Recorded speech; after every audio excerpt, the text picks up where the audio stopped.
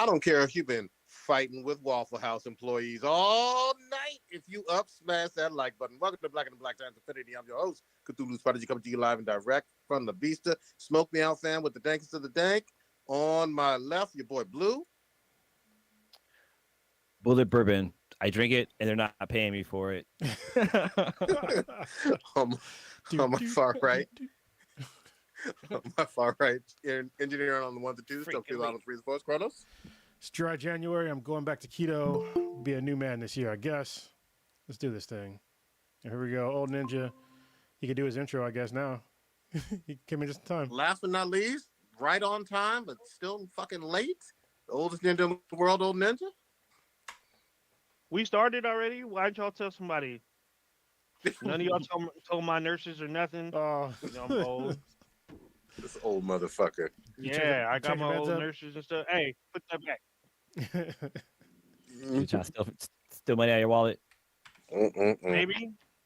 These nurses up here bother me. I can't sleep. Watch my stories. Fuck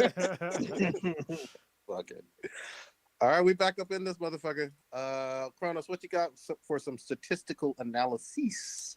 Stats would be XOR is listener of the week again. I guess he wanted to make a comeback beginning of the year. Thanks a lot, man. And that dude's on vacation. Yeah, well, I mean, he got married and he's got like a new house, right? Yeah. And then in-laws and yeah. And first in the chat would be my boy Patrick. What's going on, fam?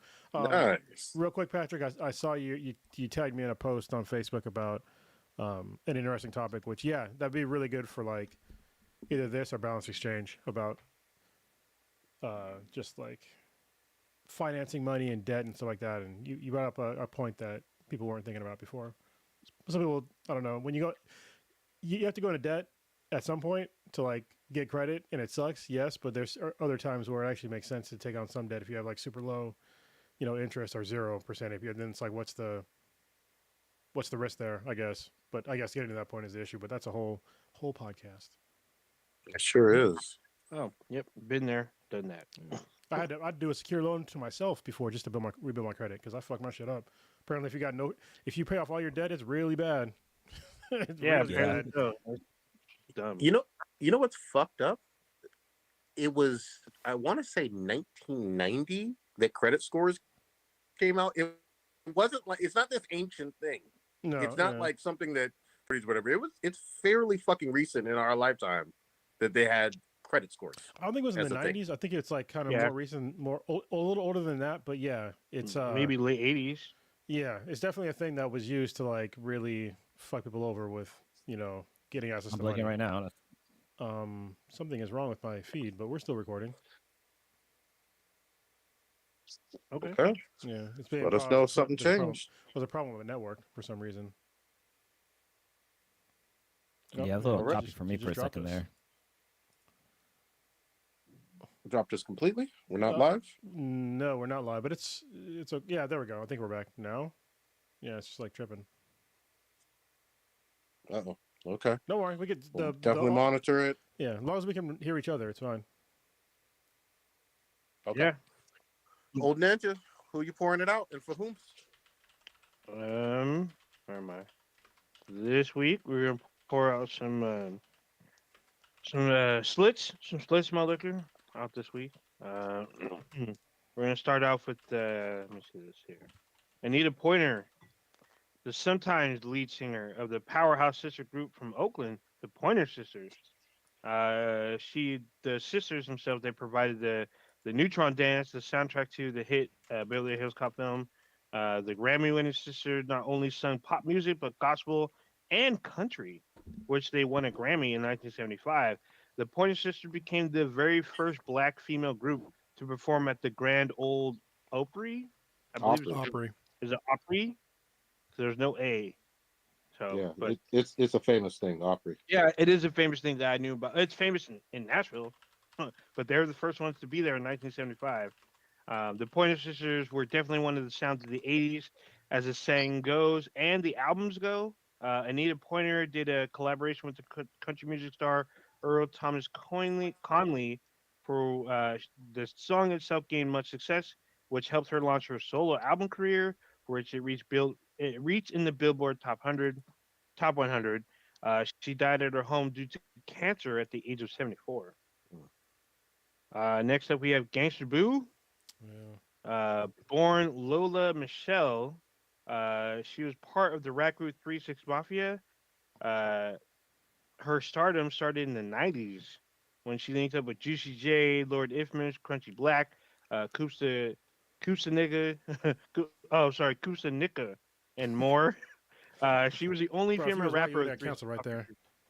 Oh well. Tell it to well, we'll get into it later. But somebody else, he kept saying he kept getting canceled, but he was able to fight it. Anyway, the Three Six Mafia crew. She's the only female member. She's featured in Three Six Mafia's first 5 studio albums, and then she also did her debut album, which we recorded in '95, Mystic Styles. She won her own. She did her own solo albums and she did mixtapes. But in the early 2000s, she left the group. She did her own solo career to continue her solo career.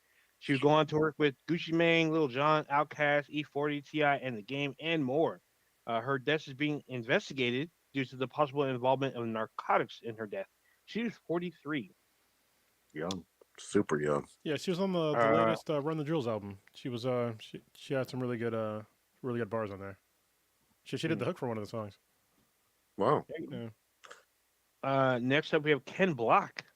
it's fucking sad. Ken Block, he was a rally car driving champion, action sports star, and DC Shoes co-founder. He was the most recognizable rally car driver since he won so many titles, but he was also a skateboarder, a motocross driver, and a snowboarder. He competed in each of those sports. He had his own racing division with Ford Performance called Hoonigan Racing Division. He holds a couple of world records, including the world's fastest snowcat, which was a modified Ford Raptor. He's featured in the video game driving series Dirt as a driver and a teacher. He has numerous, I believe it's pronounced Gincana videos, Jim Kahana. or Gymkhana videos, which is a type of speed test driving. He died during a snowmobile accident. He was 55. Yeah, Damn. I've been a fan of his for a while, and my daughter actually got really into him because she really loved watching the Jim Kahana videos. If y'all haven't watched the Jim Kahana videos, they're so much fucking fun to watch. Like, there's one, the first one I watched was when he went into San Francisco, and basically he started his run, Mm. and he Lombard, right? yeah, and he went across the Bay Bridge, and just like tore up fucking San Francisco like in a car. Obviously they shut down the streets, but he does some crazy shit with cars. Oh, so one of the ones that I remember, I had no idea who he was until about 2011. So there's this huge video that they posted. It was, I think it aired during the Super Bowl, but it's him in his modified Ford Fiesta. Ford Fiesta. It's Okay. a rally version of the Ford Fiesta. He drives it through Universal Studios. So he drifts through the whole park. And there's a part where he goes to a studio, and in the studio, they're filming Epic Mealtime when Epic Mealtime was king of YouTube. So he does a huge donut around their set while they're like going off about Jack Daniels, liquor, bacon, and sugar, and like he just like spins this huge circle around them and then he takes off. And then the rumor was there's 2 guys in monkey suits. So one of them goes up on a ladder, and on the ladder, Ken like does like a side swipe of the ladder while the guy jumps off of it and he lands on the other side and just walks away.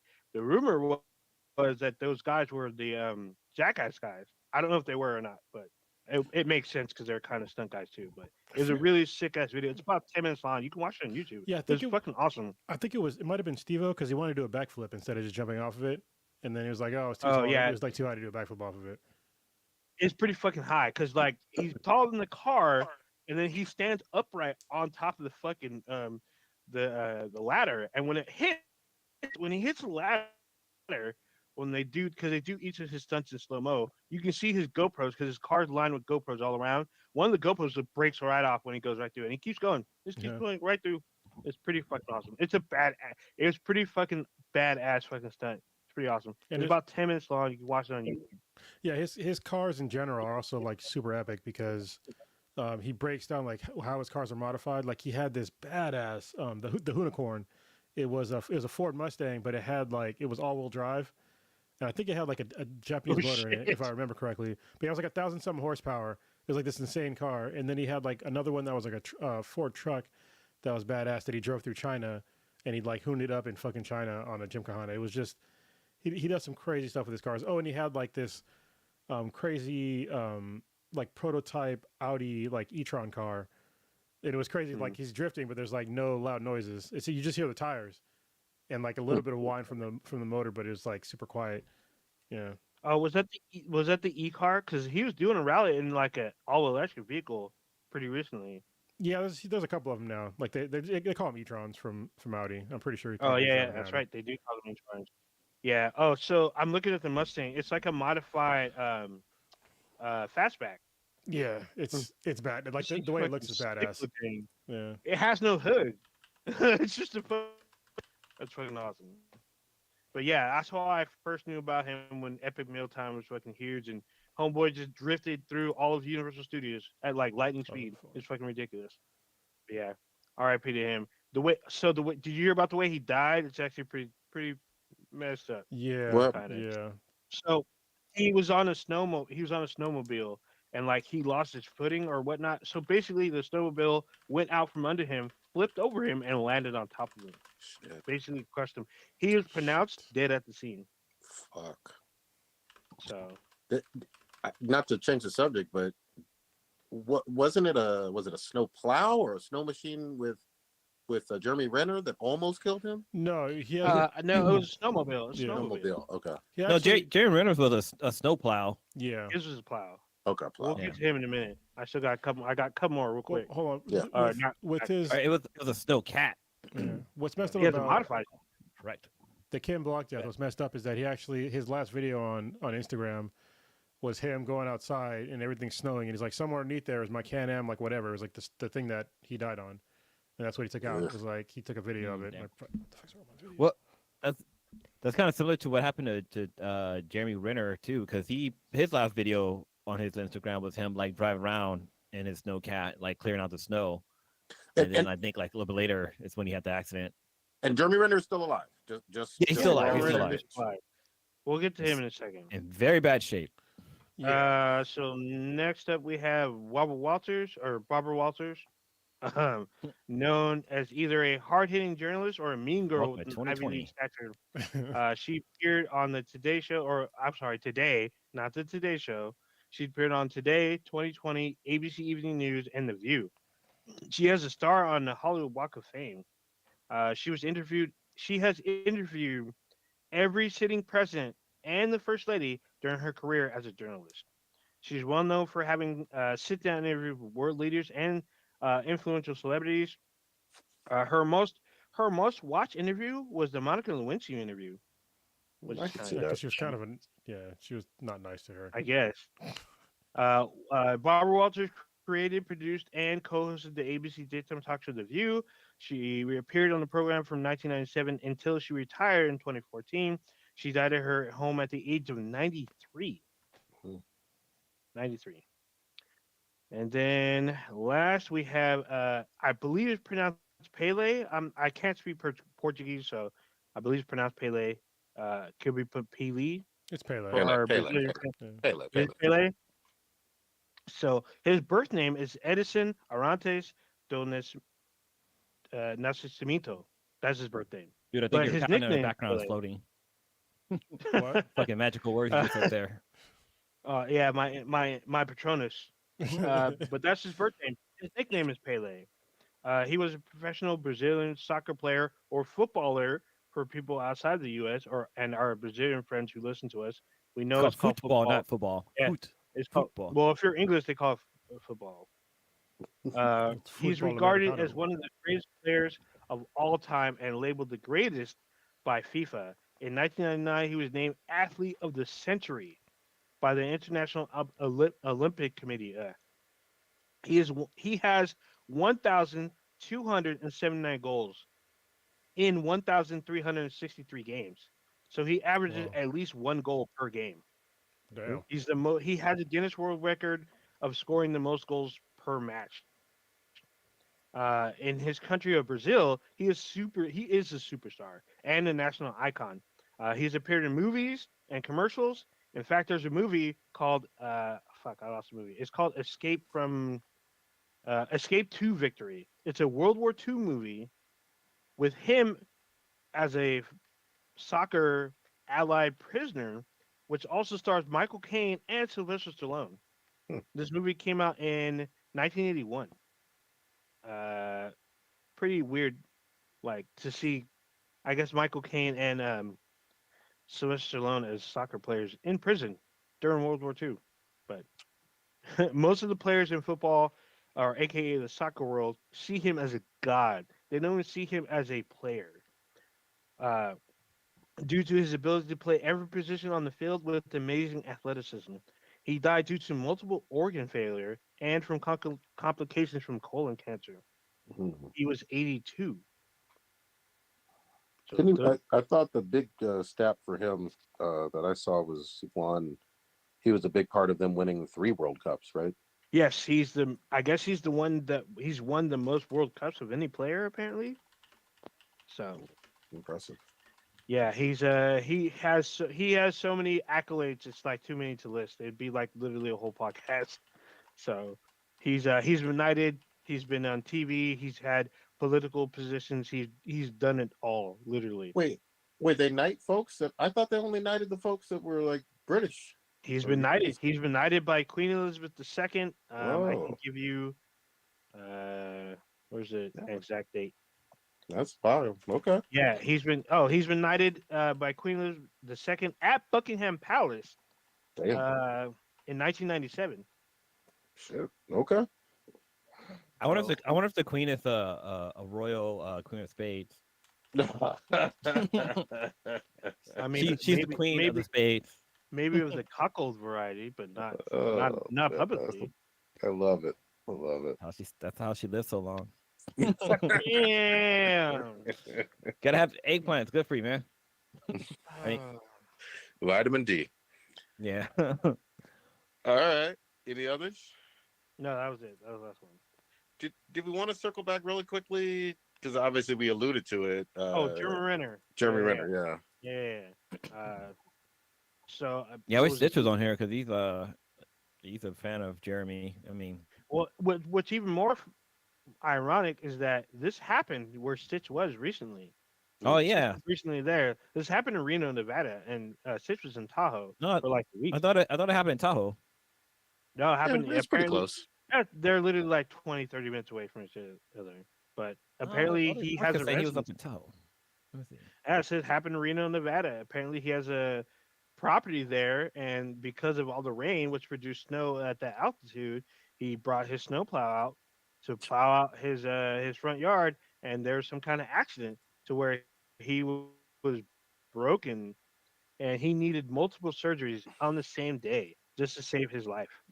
Yeah, it looks like So he was snowplowing his driveway or his property, and I don't know if he got out of. I guess he got out of the vehicle because it like the no machine idea. came on and like ran over his leg, and I guess it severed one of his Arteries. like major artery because he was bleeding out like crazy. But luckily, one of his neighbors was a doctor who came in and like did a quick tourniquet. Is that the right word? Yeah, and like stopped the bleeding as best as he could, and like he had to get helicopter lifted out of there. But what's crazy is that like if the doctor wasn't there, he most likely would have died. But like what's also crazy is that like they were worried that the ambulance couldn't get there. I said it right. They couldn't get there because it was snowed in, and this was like right during the time we had that giant snowstorm that happened a couple of days ago. So like him surviving was one out of not a 1 out of 1,000,000, but it was a hard like the situation wasn't there for him to survive, but luckily everything he kind of pulled through. But yeah, he had to have like 2 surgeries. He's doing well. He posted up on his Instagram Instagram. the Oh, picture of him in the all of his socials. operation chamber. Oh, Yeah, I all of just his socials basically. But yeah, that's scary. Like he lost a lot of blood, and like I yeah. think there was also like he had damage to his chest too. Like I'm not sure what happened there, but like his whole like his chest was all torn up and stuff too, which I'm assuming it happened from the snowplow as well. But yeah, the whole story is just crazy. Super crazy. And the picture he sent, you see part like the left side of his face is damaged, like bruised up and shit, maybe Yep. even broken. Like they saved his life within a short period of time. Like he had to go Mhm. through it. Like they literally had to wait for his body to partially recover to do a second operation within the same day. Wow. Damn. Well, So his property is in Tahoe, and they flew him to a Reno hospital. okay. Okay. Yeah, same area. I mean, yeah. I mean, Yeah, I mean, that's same like a area. 30-minute drive. If they flew him, that's like a less than 10-minute flight. Hmm. Yeah, yeah. Did It says it was y'all a 25-mile flight, which is probably like 2 or 3 minutes. Yeah, it's probably like 6 minutes max. did y'all Max. see the Buffalo Bills secondary? Ooh. Yeah. What's his, So I didn't watch it live, and I just saw like the aftermath. But y'all speak on this because there's a lot to unpack it to this as well. yeah, go ahead, Prentice. You set it up. Well, I forget the guy's name. It's like Damar. Is it Higgins? I think Hamlin. Hamlin. Hamlin. Sorry, Damar Hamlin. Yeah, he was. He's a safety, right? As far as I remember correctly. Hmm. Yeah, and he tackled somebody, and then like shortly thereafter, he just kind of fell over, and they didn't know what was going on, and apparently he had some sort of heart distress, possibly a heart attack, and they were doing CP. This is during Monday Night Football, and they were doing CPR on this Live. guy. Yeah, they're doing CPR on this guy for 9 minutes, and as far as I know, right now he's still alive, but. Yeah, they had to straight up cancel the game, and they still have not rescheduled the game because of what happened. And it's pretty crazy that I mean, you see accidents happen, um, in the NFL all the time, but usually they're just like, some sort of blunt force trauma or, broken bones or something like that, concussion, something like that. But you usually don't see somebody in like some sort of cardiac arrest happen on the field. And the guy's relatively young. I don't know his actual age, but he's got to be less than I think 30. he's like 24. Yeah. And so I think he's 24. that's pretty crazy. And it's really, He's really 24. unfortunate that happened, especially live on TV. Yeah, the only thing I want to add, the NFL, obviously the NFL makes billions and billions of dollars.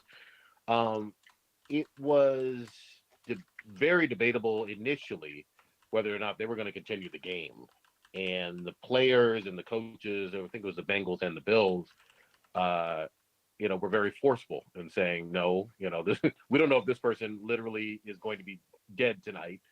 We're not doing this again, or we're not playing this stupid ass fucking game again. And I want to give props to them, and then just throw fucking shade at anybody, whether the league or television, whatever the fuck, who was in favor of just kind of disregarding this man's life and saying, well, oh well, let's keep selling razors and trucks or whatever the fuck on Monday Night Football. Like, Yeah. So this everything. should have stopped everything. Sell that popcorn. So the thing was, from what I understand, he literally died on the field. Apparently, his heart did stop for like a few Oh, yeah. minutes. So they had to resuscitate him with the staff they had online before he got transported to a hospital. And the thing was, apparently the NFL thought the game was going to continue, and they wanted the game to Of continue. course. If Yeah. it wasn't for the coaching staff and the both on both sides of the team, they say we're not going to play.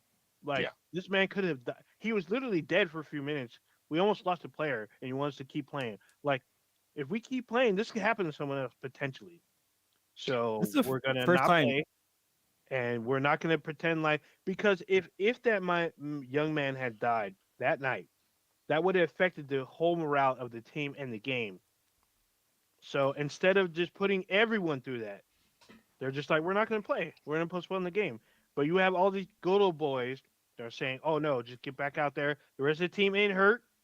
Y'all can play. He just can't play. But no, they're like, no, we're not doing this. This has like shades of like the old Skip Bayless. Remember he used to work for, what was it, the San Old Skip Jose Bayless? something? Well, probably current Skip Bayless, but this is like right after 9/11 happened, and he penned an op-ed about how he was pissed that, the professional athletes were not stepping up, right after 9/11 and like entertaining us. And he's like, I had to come to work. Why don't you need to go to work. You're getting paid all this money. Go to, come entertain us. I'm like, bruh, like what the fuck is wrong with you? Like, what is wrong That with happened you? with the the pandemic too, like with like sport events, people are like, well, how come these guys aren't entertaining us? It's like, dude, there's a deadly disease out there that's killing people. Like, sit down and shut up. Watch porn or something. They can do that at home by themselves.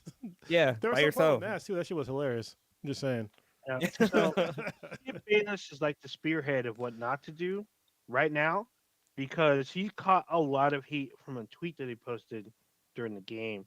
And so it was so much so that his partner, Yeah. Shannon Sharp, on the show did not show up because of what Skip had said. I'm surprised Shannon Sharp didn't whip his ass from that comment that he made about So that's probably Tom why he Brady. didn't show up. Yeah, because he was talking about how Tom Brady had more accomplishments than Shannon Sharp, and it's like, Skip Bayless, what the fuck have you have accomplished in your life? Like, you didn't play fucking football, bitch. You know what I mean? Like, come on, these are people playing at the high. There's no way that you could even play at like a single percentage of the athleticism as either Shannon Sharp or Tom Brady. And you're out here, trying to throw shade at Shannon Sharp. It's like, come on, man.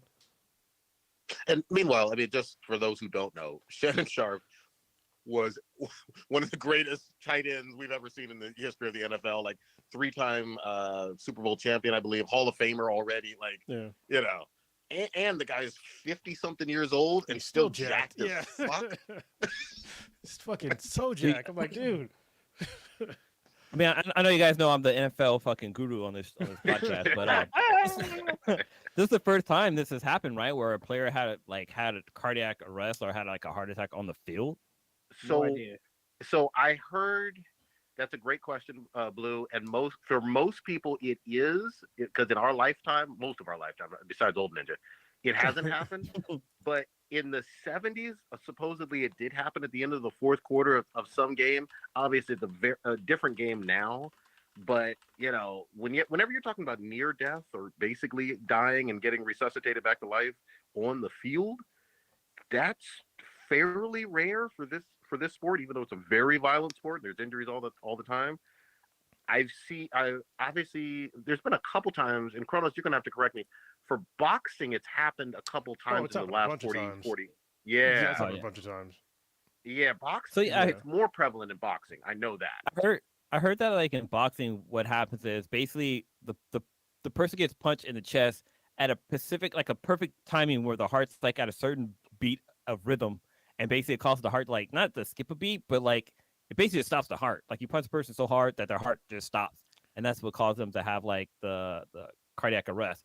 But I mean, this is something I've heard earlier today. I'm not sure how 100% true that is, but I mean, it sounds like some shit out of a movie. Yeah, people have died usually from either some heart related issue or brain trauma. So brain trauma is pretty common. There's people that have died like they've gotten knocked out, and then like later on that night they've died, or they've completed a fight but they've taken way too much damage and they died because those gloves they're padded, but they're just really protecting your hands, and so it's not protecting you from a fucking concussion.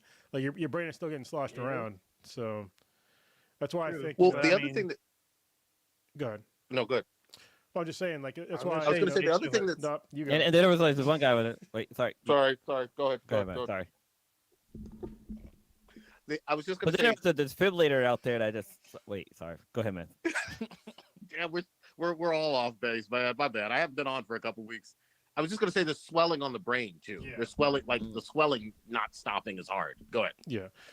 Well, that's why they have those like caps now. The cooling cap, like it's basically like a frozen cap you can put on if you're in danger of having a concussion. Which if you get knocked the fuck out, you have a concussion. I don't know why people try to argue this. Like your brain just doesn't shut off out of fucking nowhere. So especially when you get hit by something. So it's when your brain goes slosh back and forward or side to side. Hits the side of your skull, and that causes a lot of damage to your brain.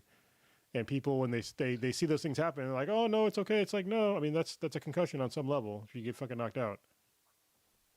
Well, and just to be really clear about the NFL, they lied for decades about concussions and CTE. A lot of shit. Disparaged all kinds of doctors on this issue. Wait. So when you talk about people not taking concussions seriously, some of that is based on the PR from the NFL for the last 30 years.